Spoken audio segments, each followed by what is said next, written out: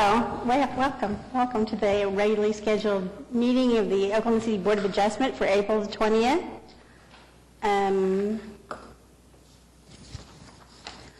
If you have a cell phone with you, would you turn it down or turn it off, please, so that it doesn't make noise while we're meeting?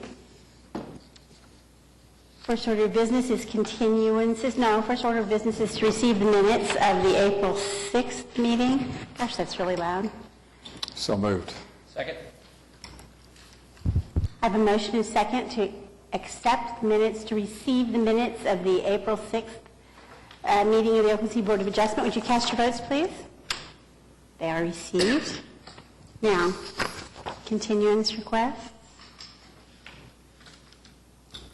We have one request, 14-329, to be continued to May 18th. That will be item number 6, case number 14329. I'll make a motion to continue case number 14329 to the May 18th meeting. Second. I have a motion and a second to continue item number 6, case number 14329, to the May 18th meeting. Would you cast your votes, please? It is continued. Any requests by the public for continuance? We are down in person today. It matters. No? We'll start with item number 1, case number 14330, request of Rudy Construction Company, Inc. for a variance to the requirement that a sidewalk be constructed along an arterial street frontage for any new construction in the I-2 Moderate Industrial District located at 3101 Northeast 63rd Street. Good afternoon. Tim Johnson here on behalf of the applicant. Thank you, first of all, for enduring this process with us. In the last 2 weeks, we did have an opportunity to speak with Public Works, as well as, and Public Works had shared what they had been talking to the City Attorney's Office about. So 2 things has happened to the staff report since our last meeting is, number 1, Public Works has concurred that the sidewalk cannot be built today. They also concurred that the vehicle to allow fee in lieu of on projects that are not listed on a bond project has not been completed. So we don't have that option. And then lastly, they also concurred with the fact that if and when 63rd Street gets improved, it'll require storm sewer underground, which will do away with the big ditch that's out there now, and a sidewalk would be built as part of that street project, as part of a normal street project. And so that's all the changes that have been discussed, and some of those have been listed in the staff report. And so with that, I think that answers most of your questions that we had. This is a problematic site. It can't be physically done, and there's no vehicle to allow us to pay the fee, so we're asking for the variance. Last time you were here and we sent you away yet again, it was specifically to ask whether it would be possible for you to reserve the right to construct the sidewalk yourself at a later date. Did that topic come up, or did the outcome of the other questions kind of moot that? We discussed the fact that because the bar ditch that's there now is public drainage, the property owner has no intent of ever improving that. And the only way it would be improved is if the street were replaced or improved. And so there would never be the option to build the sidewalk. Okay. I can support the request subject to a zoning change, and then if the road improvement takes place, the sidewalk's going to be built. But that way, if the zoning change or the road, construction change, whichever came first, would trigger the construction of the sidewalk. And I'll accept the findings of Public Works that it's not reasonable or feasible at this time. Just for clarification on my part, I'm not sure if a zoning change still wouldn't change the physical characteristics that won't allow the sidewalk to be built today. The thing about a zoning change, though, is it would indicate to me a change of use, and perhaps, be indicative of the kind of development where a sidewalk would be preferred. And I would agree with that. I mean, like if we came back with, say, a multifamily project or something that needed some pedestrian continuity, I would agree with that. It also just keeps it from being completely perpetual, right? I mean, it creates some point where it could be reviewed again in the future that's fair and something that we've used on a variety of occasions. So I'm okay with that. And we would agree with that. Thank you. Sound like a motion, Jeff. That was a motion. Second. I have a motion and a second to approve the variance in case number 14330. Would you cast your votes, please? It is approved. Thank you so much. Persistence pays off. Item number 2, case number 14348, request of J. Hill Homes Incorporated for a variance to the platted limits of no access along Blackwood Boulevard in the R1 Single Family Residential District located at 8300 Northwest 62nd Street. Is the applicant present? Would you please come and give us your name? Give us your name and address for the record. Jeremy Hill, J. Hill Homes at 11217 West Reno. Okay, tell us about your application. Well, we applied for the variance on 8300 Northwest 62nd. We applied for a permit with a side load garage accessing Blackwood Farms Boulevard, which was granted, and there's a plat restriction that did not allow for that, which nobody caught, and we got the house built and found out that we had that restriction. So currently we have a house completed, and so that's why we applied for the variance. I would just make the other members of the board aware, the Planning Commission actually has a policy that encourages the construction of side-loading garages where it is possible to do, in order just to break up the monotony of front-loading garage fronts on streets. So, for what it's worth. Is there anyone here that wants to be heard on this? Is there anyone else who wants to be heard on this? Members of the board? I will make a motion to approve the application. Second. I have a motion and a second to approve the variance in case number 14348. Would you cast your votes, please? It is approved.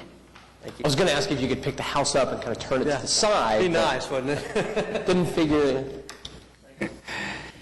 Item number 3, case number 14350, request of L Properties LLC for a variance to sign height in the SPUD 453 district located at 7501 South Shields Boulevard. Good afternoon, David Box, 522 Colcord Drive. Here on behalf of the applicant, also with me is Stephen Schoaf with Discount Tires. We may be wanting to continuance, but I'm going to appeal to the equity of this board and hope that the unique circumstances present in this case can find at least 3 green lights. What we have here is a sign that was removed because of the ODOT taking. Historically, the board has looked at those a little different than just a normal sign variance with somebody seeking to put a sign up that's taller than what the code would allow. But for the taking, we would have a 50-foot sign today. When ODOT came and took that sign, it has had a tremendous impact on our business. Mr. Schoaf told me that they see about 10 less customers per day because of the lack of visibility. My client would not have purchased this property but for the ability to have highway exposure. And so if you look at it in terms of equity, but for that taking, we wouldn't have to be here. You can see in your packet, Cindy, will you go to there's an aerial that John had included of the actual sign. We think what was there was slightly over 50 feet, and there it is. So there's a sign that, again, had been there for quite some time. ODOT came in, I believe also took the Hudeberg sign. For whatever reason, the spud that's in place limits it to 8 foot. So the application, the ordinance creates a significant hardship for 2 reasons. One, it precludes us from having a right that we previously enjoyed on the site, and it precludes us from having the highway exposure that is needed and is why we actually bought the site. Again, we can see that through a direct impact on the daily visits from customers. It's certainly in a unique position in that it has the highway frontage, and but for that taking, there'd be no need to be here. We'd still be enjoying the same sign rights that we had. I think there would be no detriment to the public good. Rather, if people were looking for tires as they were on 240, they'd be able to quickly identify where it is. So I believe we meet the statutory elements for a variance, and again, we're appealing to the equitable powers of this board to just put us back in the same position and make us whole that we were prior to the ODOT taking. We'd be happy to answer any questions. as the only non-attorney, in my staff report, it says, Section 14250.2 concerns the requirement that with the exception of administrative amendments, SPUD requirements can only be amended by an action of the Planning Commission and the City Council, which makes me wonder why, or, do we have the authority? You do. There are variances to PUDs and SPUDs that come before you, and we're not seeking to amend the PUD.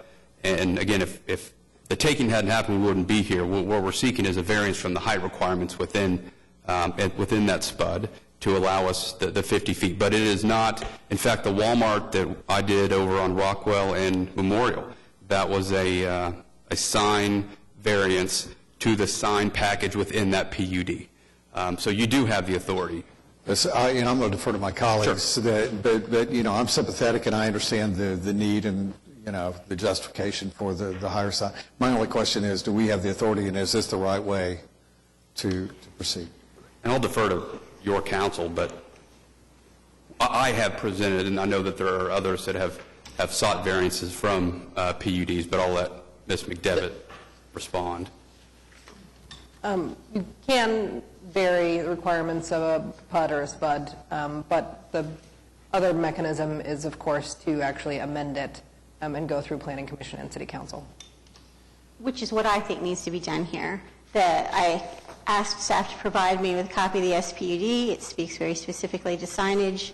It indicates that no pole signs will be allowed. It limits the signs to the monument sign, 8 feet in height, 100 square feet. It is not uncommon in cases where there's existing signage or other kinds of circumstances for that to be addressed by the SPUD. It's not here, so it doesn't say that they'll be allowed to keep their existing sign if in fact it existed at the time that the SPUD was adopted. So I can't support this as a variance request. If they want to take a shot at getting it, getting the SPUD amended, I suppose that's a possibility. Well, we couldn't amend it. We'd literally have to file a brand new zoning case, and so you would have a zoning case that will take us 5 to 6 months for no reason other than to put us in the exact same position we were but for the taking. And I completely understand your point, Ms. Powers. However, here, it could not have been contemplated that ODOT would decide to have a massive project at a fully functioning I-240 in Shields, and so they couldn't have contemplated that their sign would be removed. When did your client purchase this property? That I don't know. 10 years ago? 10 years ago? Was the sign existing at the time it was purchased? That I don't know. I think they built the sign when they built the sign when they opened the business. What was the sign that preceded it? I don't know. Don't know. Who brought forth the SPUD? Was that your client for the purpose of allowing the use on this site? I believe so. I was not involved, and neither was Mr. Schoaf, but... I have some questions. I went out there to the site. Quite frankly, I think your signage on your building is quite good and quite adequate, personally. It is a very confusing corner, and it's not because there's guys working on the access road still under construction. But there are poles everywhere. There are wooden poles, other poles, and everything. And I saw your sign completely without any problem. I also, the SPUD 453 was specifically negotiated with regards to the signage.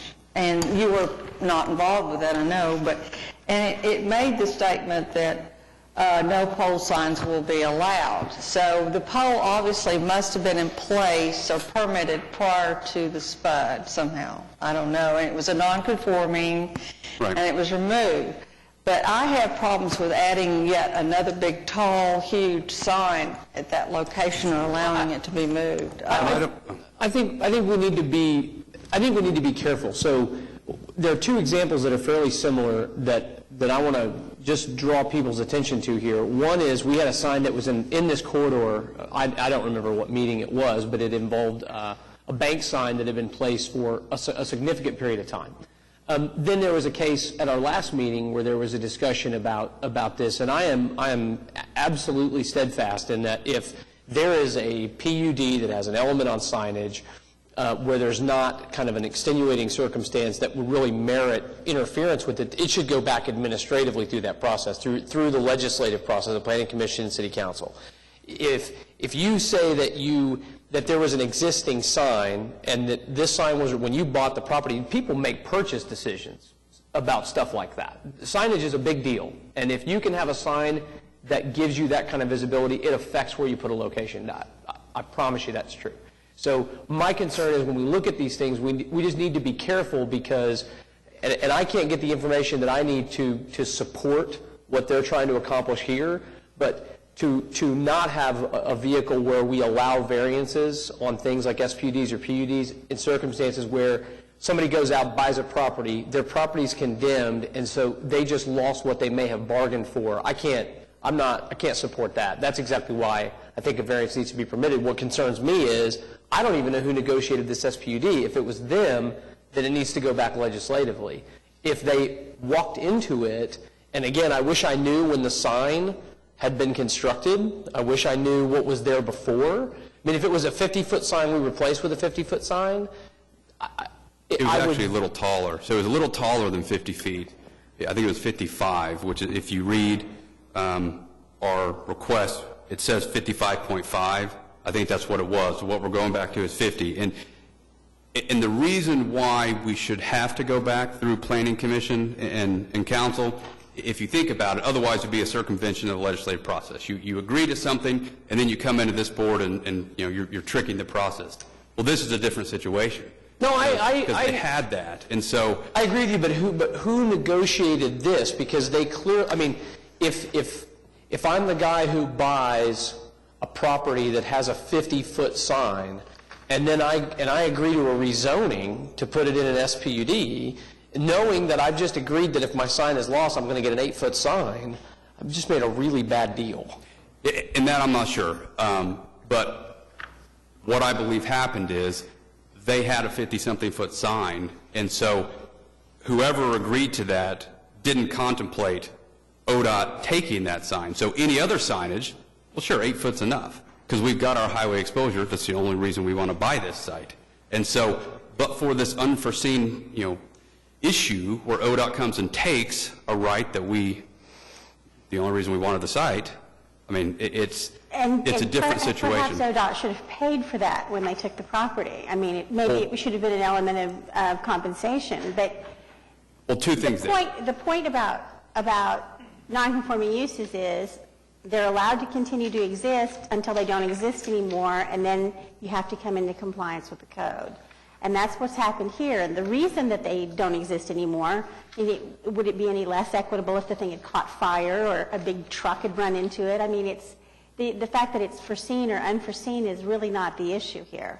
It was a non-conforming use that has ceased to exist, so it needs to come into compliance with code, or in this case, with a negotiated SPUD. And I don't know the circumstances. I don't know that staff has declared that it was legally non-conforming. But when you think about ODOT takings, when there's compensation involved, it's because somebody has a non-accessory sign. So they're paid compensation for that. When you have an accessory sign, you might be paid literally for the structure, like what the cost of the pole is, but ODOT can't compensate you for moving that because that's what we're trying to do, and that's just not an element of a condemnation action. The compensation for signage comes in with revenue lost when it's a non-accessory billboard, not when it's an accessory sign and you're having to move it a matter of feet away.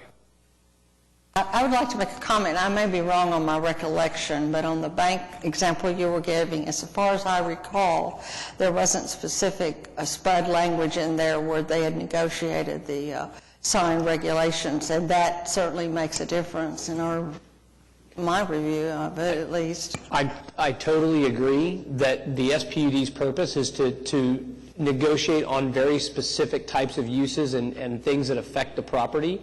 When you have, straight zoning, which is what that property was, it was straight C3 zoning, but the effect is the same. If you go out and you make a decision to develop a piece of property, As a retail user, one of the things that you focus on is visibility. So if you have a series of sites that you can choose from, and one of them has an existing 50-foot sign, and the other has an 8-foot sign, I can tell you that that is going to weigh heavily with those types of users. And in that case, I commented, I don't like gotchas. I don't like things where, and if it's a non-conforming use, it's supposed to be conforming. That's one thing. I agree. I'm not sure that's what happened here. It's that you had somebody who had a 50-foot sign, and through no fault of their own, they've lost it, and the replacement sign is 8 feet. That seems like a pretty clear example to me of when a variance would be appropriate in an SPUD situation. I'm not saying necessarily it should be granted in this instance, but that's what concerns me, is that you're taking away value that they could not have been compensated for. It doesn't matter what they gave you for the value of your 50-foot sign. The value of the sign is one thing, the visibility value of the sign is another thing entirely. So it's an issue. And we can quantify it. I mean, that their books show that they see an average of 10 fewer customers a day since that sign's been removed. Couldn't some of that be related to the ongoing construction and other things like that, though? I mean, that's probably going to impact perhaps some your traffic and stuff. I mean, but it's still a significant loss in the visibility. I think it would be helpful for me. It would be helpful for me to know whether or not, like I said, in instances where it was specifically negotiated and we're talking about something like we had last time, which was very clear cut, that's, hey, you're trying to forum shop the city, is essentially how I look at that. Go back to Planning Commission, amend your PUD. If the legislative process thinks it's appropriate, then that's fine. Here, if I knew that Discount Tire had purchased it, that there was an existing sign there that was substantially similar to what they had when their sign was taken, that would weigh heavily on my vote or how I felt about it. Just because, again, they bargained for that when they bought it, and now they're losing it, and they're not going to go to Planning Commission and City Council and get an 8-foot sign. But surely when you purchase a piece of property like that, you do your due diligence. You go and look at the zoning. You go and look and see that it has an SPUD that limits your signage. And that's why I want to know if this was negotiated by them or if it was negotiated by somebody else, because I agree with you. To me, those facts are central to whether I feel like this is an appropriate place to use a variance within an SPUD.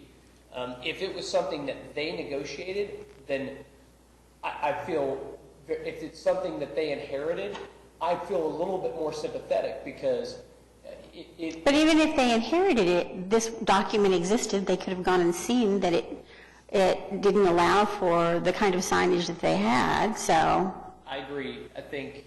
And whether it was declared legally non-conforming or not, either they built it in violation of the SPUD after the fact. Well, that's another question. Or, I mean, and I'm perfectly willing to, stipulate that they probably didn't. I'm not suggesting that or accusing them of it, but nonetheless, it existed, despite the fact that there's zoning in place that doesn't permit it. When you guys, does your client recall when they purchased the site, did they just reface the old sign?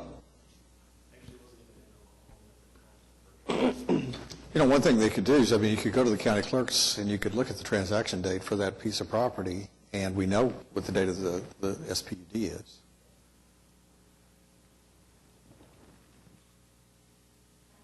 I don't think we have enough information before us today. I'd like to have more information on some of these issues. Well, is there anybody else here today that wants to be heard on this matter? No? Okay. Members of the board, what is your pleasure? I concur with Diane's comment that it'd be nice to have some more additional information to know, who negotiated the spot, what your date of purchase was, some more information, some more background information. We can take 2 weeks and see if we can find something. Is that April 18th? I think it'd be April. May something. Oh, May 4th. Oh, I'm sorry. But today's April 20th. That's embarrassing. Okay. I don't think we're going It's been a long week. I'll make a motion to continue case number 14350 to May the 4th. Second. I have a motion and a second to continue case number 14350 until May the 4th. Would you cast your votes, please? It's continued. Thank you. Item number 4, request of the City of Oklahoma City for a variance to the landscape requirements in association with a sign in the DBD Downtown Business District located at 300 Park Avenue. This was approved this morning at the DDRC. I'm Jim Llewellyn with the Oklahoma City Public Works Department. Basically, as part of the project 180 improvements, we removed the existing sign, which was in poor condition, and put back the foundation. And then we went to get the permit, and they identified the landscaping requirements to have landscaping within 10 feet. And we have 2 large landscaping beds located near the sign, but one of them's 13 and the other one's 14 feet. So we're requesting a variance. This seems like kind of an odd application to me, frankly. You've got a sign in place, you remove it so that the city can put some improvements in, and then you put it back. Well, we're putting a newer sign that's improved. The existing one was in poor condition. I see. And also because of the nature of the improvements we were putting in around it, they were concerned about damage to it. And like I said, because of the condition and the work that was going on around it, paving work. So the sign is being replaced with a different Yes. sign? Yes. Okay. It's slightly taller and just different materials for it to be a little more durable. Is there anybody else here who wants to be heard on this? Members of the board, comments, questions, concerns? I think it's, as far as I understood, planning staff had recommended it Yes. for approval, and it was approved, and I think everything was in order, and I think there was some issue regarding the condition of the existing sign, or is there anything on that? The existing sign, it was a metal laminate, and it was delaminating, and then they also had issues because of the height of the sign. People would climb on top of it, sit on it. They were concerned about somebody falling off and getting injured, and that was part of the basis for removing the sign. And you're providing landscaping elsewhere sufficient, so Yes, I we think have. everything's in order. I would like The to... site is pretty heavily landscaped. I would like to move approval of 14351. Second. I have a motion and a second to approve case number 14351. Would you cast your votes, please? It's approved. Thank you very much. Item number 5, case number 14352, request of Raising Cane's Restaurant LLC for a variance to the requirement that no more than 50% of the parking is allowed off-site in the C3 Community Commercial District located at 6340 North May Avenue. Here's your name and address for the record, please. Sue Aaron McCormick, 6800 Bishop in Plano, Texas. Tell us about your application. So we are going into a site that's currently a existing gas station. We're demoing out what's there, building a new construction of our restaurant. A site that everybody here would know is French Market Mall. Yes. We are here to request the variance to go above the 50% of off-site parking. The parcel that we're looking at, it's very small right now. It's 0.52 acres. And with the code requirements of parking as well as existing easements that are along May and 63rd? Thank you. It just really limits the size of our site. So we do have a parking agreement with the landlord who we're releasing the land from for the French Market area for additional parking, but we are deficient. Can you tell me about that a little bit? Your lease with the landlord? Yeah, as far as Just, you've got a lease. What's the length of the lease? that, I don't know. That's a whole different department. I'm not sure. Okay. I assume it's long enough to justify construction of a building. Yes, yes. Do you know why they're going to level the site at all? Currently, it's a little bit, you are, okay. Yeah, we'll regrade everything. And there's reference in the staff report to your queuing. You've got all of that contained on site. I mean, not necessarily on this site, but on the French Market Mall site. It Yes, won't be so- out into the street. We meet all the queuing requirements. Don't anticipate a problem with that at all. Laura, I have a question. Is it is it possible in these situations to condition a variance like this on a perpetual shared parking agreement, something that is a kind of a land covenant? Well, since that would be an agreement between Two parties. private I parties, I don't know that there's really a mechanism for us to be able to monitor the status of their lease and to be able to somehow revoke the variance. Well, that's actually what concerns me about this, is it's their parking is conditioned on a revocable agreement, right? So if there is a time, and by the way, we're getting outside the bounds, I'm just making comments. If there is ever a time when this area, because it has a gigantic sea of parking, is to be redeveloped, I didn't look, but I venture to guess this is still,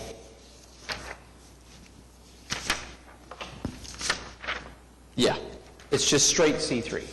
So if something changes with that property, the landlord there, the adjoining property owner who's granting the parking, would be within their right, its right, to essentially redevelop that parcel that could inhibit the use of parking on a property like this. So we're going to give a variance to a parking requirement that will go on forever, even though the lease, one would assume, would be at a minimum of probably 20 years. But we don't know. We don't know the specifics of it. And if it goes away or it benefits the landlord to redevelop, they could alter that agreement if and when it comes up. So it's just, as she points out, this is a very small site. And maybe I'm overly sensitive having to drive this area pretty frequently, but the Chick-fil-A site, sorry, I know that's like sin or something, is larger than this site. And they have a massive queuing problem. And this site, the way it is laid out, will actually queue onto May.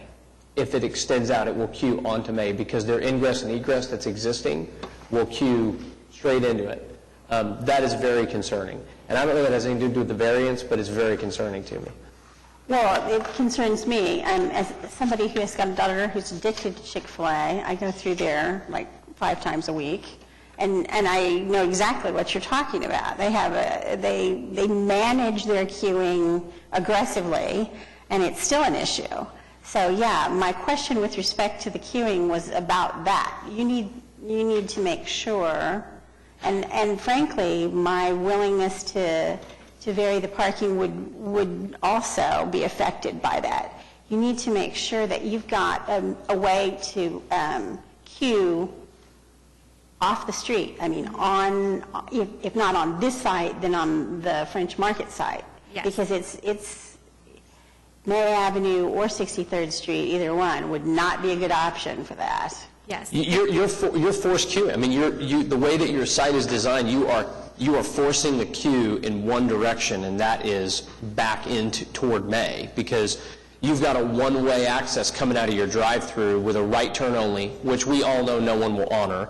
But it will, if you get 5 cars deeper from where you are right now at any given time, you're going to be in May Avenue.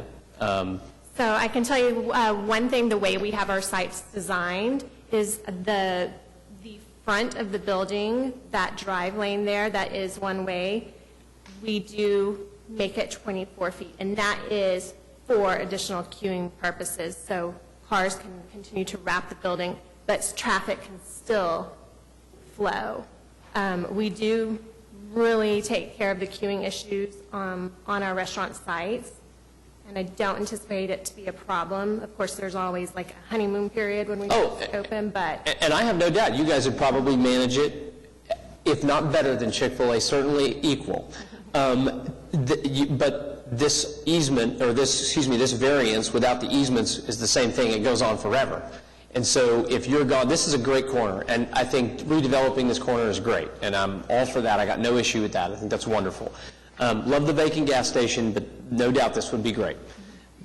Nevertheless, that's a major concern, because if one day, when we have a second-generation tenant in this, one day far, far, far from now, they're not going to manage the queue that way, and we've yet granted this forever. So it's tough. It's tough.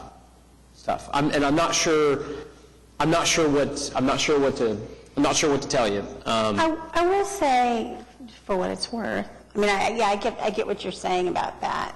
It's kind of, because the variance is forever, it makes it difficult it's not so much that we're concerned about the way that you're doing things.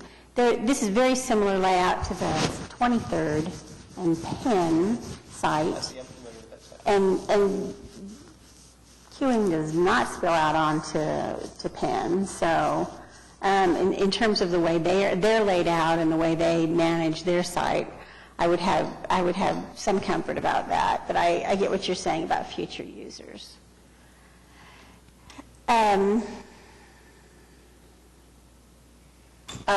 only comment, I don't know if it's practice, but I would really like to have the agreement but provided to staff, so it would at least be in the file somewhere that there was what the agreement was and what it said. If you had, and we've seen cases where some people have had agreements at other locations, and we've approved them. With respect to the parking lot, I've gone there a lot of times for different reasons, and like Cleaners in different places, Staples, and some of the others. And that parking lot is never full. Now, granted, it could change at any given day, but I see this flow thing. It could be very, very tight, and your access on 23rd, your access on 63rd, and all of that. It's a very busy street. May Avenue is extremely busy. At 5 o'clock, it's horrible, and then in and out across the street. At Sprouts and everything, it gets to be fairly congested. This kind of looks like the flow pattern of like one of the coffee places that I've seen, where it's real short on the corner, and they're doing. Starbucks, I think, has some. I don't know how they're handling the parking or anything on those, but I'd like to ask staff what they think on that. Well, just to be clear, the queuing has no basis. There's no basis for the queuing, their variance. It meets the queuing length for all the cars. It meets code. We're talking about 10 spaces that they can't count to meet their parking requirement, but they have them because the French Market Mall exceeds their parking requirement by more than what they're asking for. So you're talking about 10 spaces out of 1,000. I know, and I agree. And to me, the queuing only becomes relevant if you pull into a drive-through and there's 15 cars in line, right? And there's 3 parking spaces there. Maybe this is just me, but I'll just whip in, get a spot, go inside, get it, and leave. Okay? So it only becomes an issue if and when that property, and that's why I make the point. It just concerns me a great deal that we are granting variances on parking, because there is a giant sea of parking. There's also a giant sea of developable land there that could conceivably alter what they have to draw from, and that the landlord could decide at some point in the future, we're not going to share parking with you anymore. But the landlord could do that, but you still have the variance that has a certain parking requirement. So at that point, it would be... If they come in to get a permit, the land reviewer is going to look at the variance and say, well, these 10 spaces were allotted to this restaurant, and now you don't have enough. And we do have the agreement. Okay. I assume there's nobody else here who wants to be heard on this matter today? No, I'm a civil engineer. So, members of the... If you'd like, come give us your name and address. Lauren Newfer with Kimley Horn & Associates, 5750 Genesis Court, Frisco, Texas. I'm the engineer of record for the project. Well, welcome to Oklahoma City. Thank you. Members of the board, comments, questions, motions? I'll make a motion to approve the application. Second. I have a motion and a second to approve case number 14352. Would you cast your ballots, please? It is approved. Thank you very much.